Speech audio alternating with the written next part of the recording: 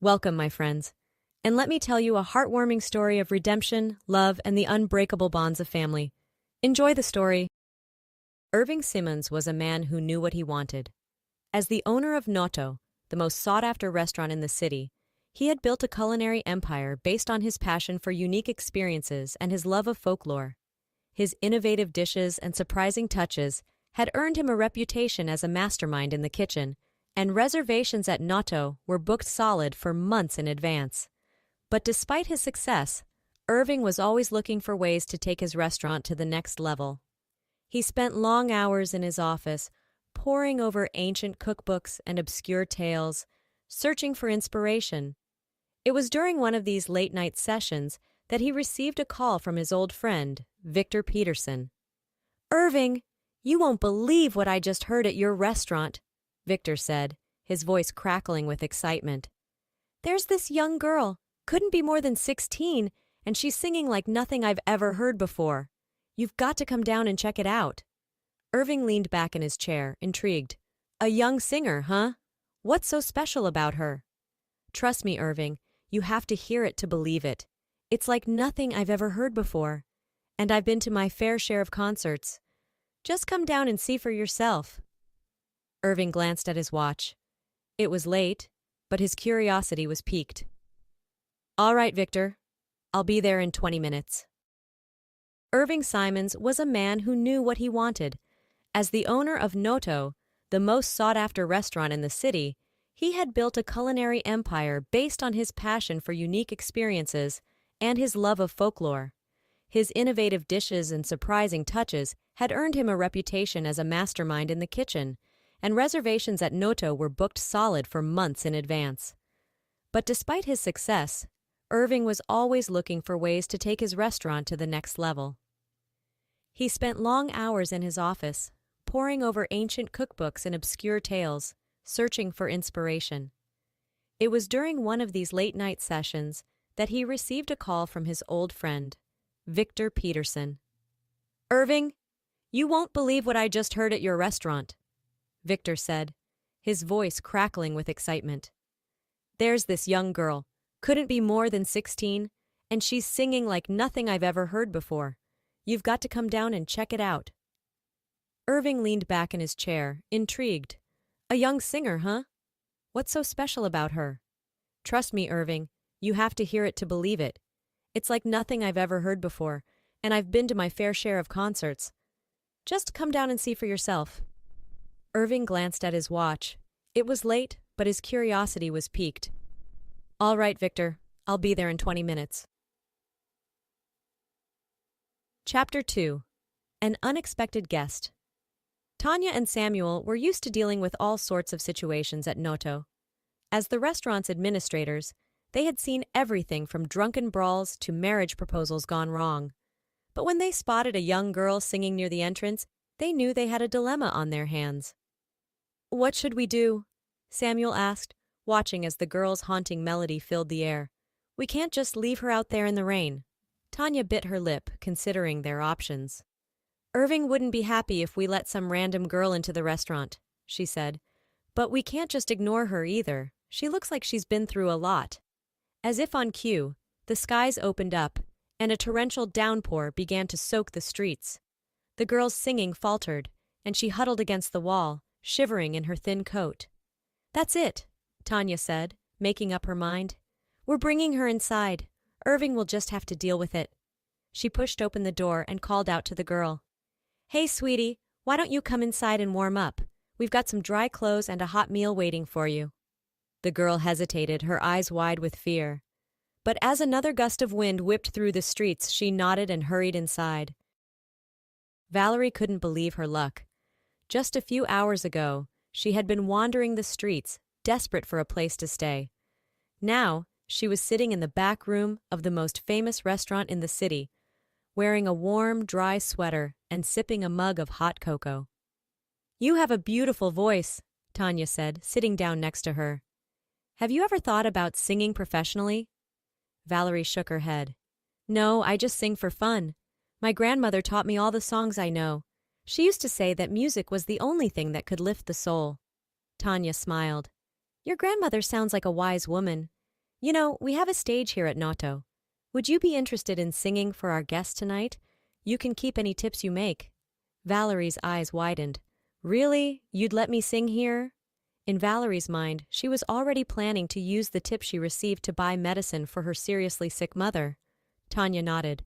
Of course, we'd be honored to have you. And who knows, maybe someone important will hear you and offer you a recording contract. Valerie took a deep breath, then nodded. Okay, I'll do it. Thank you so much for this opportunity. As she stepped out onto the stage, Valerie felt a rush of nerves. But as soon as she opened her mouth to sing, all her fears melted away. Her voice rang out clear and strong, filling the room with a haunting melody that seemed to come from another world. The diners fell silent, their forks clattering to their plates as they listened in awe. Valerie's voice was like nothing they had ever heard before, a mix of throat singing and traditional folk music that sent shivers down their spines. As the last notes of the song faded away, the room erupted in applause.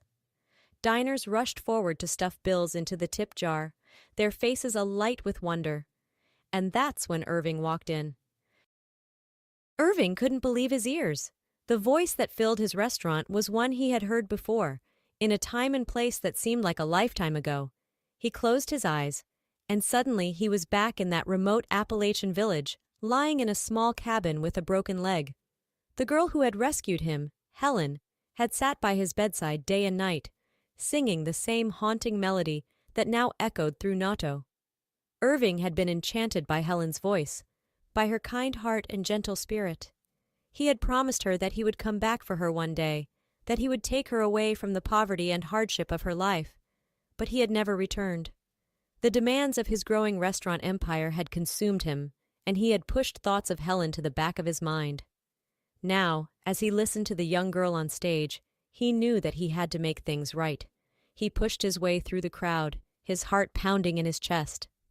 As he reached the stage, he found himself face to face with the singer. She was young, no more than 16, with long dark hair and piercing green eyes that seemed to see right through him. But it was her voice that truly stunned him.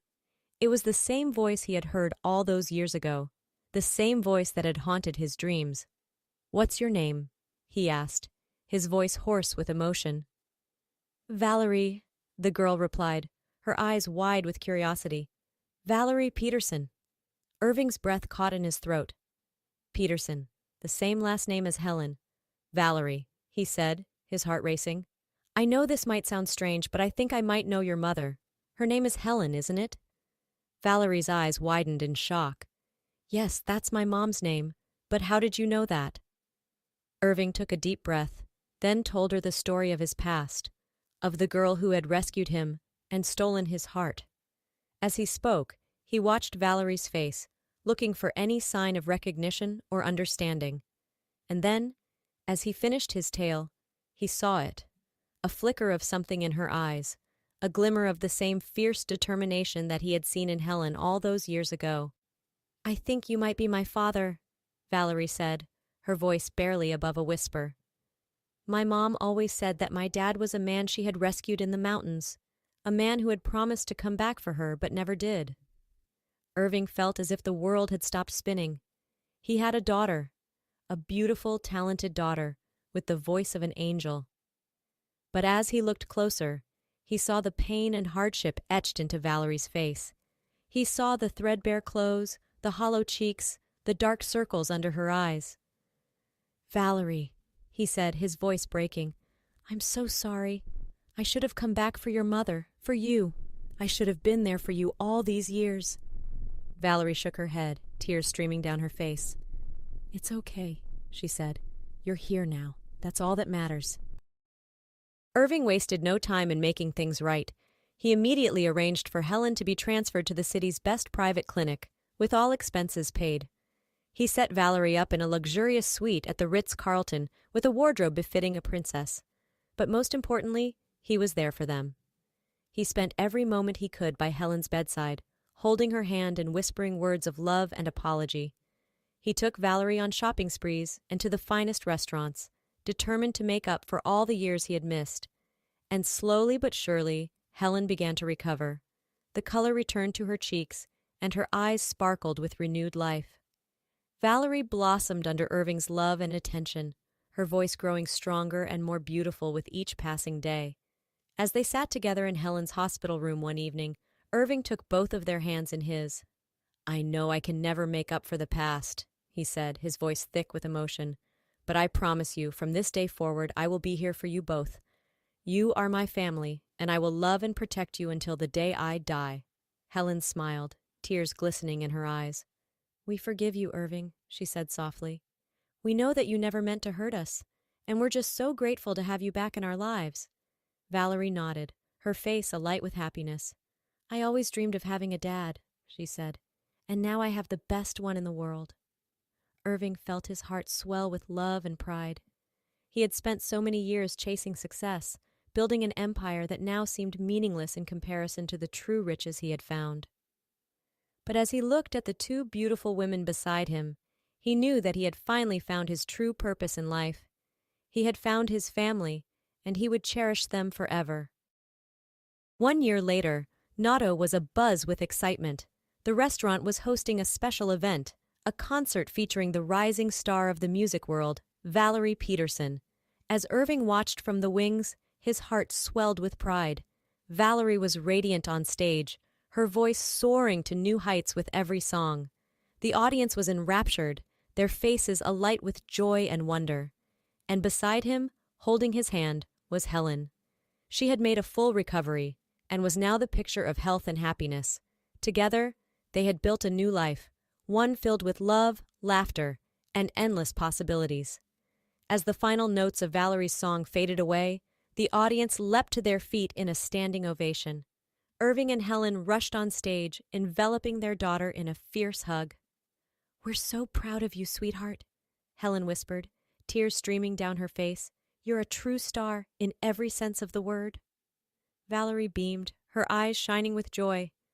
"I couldn't have done it without you both," she said. "You gave me a chance, a family, and a future. I love you both so much." Irving felt his own tears threatening to fall.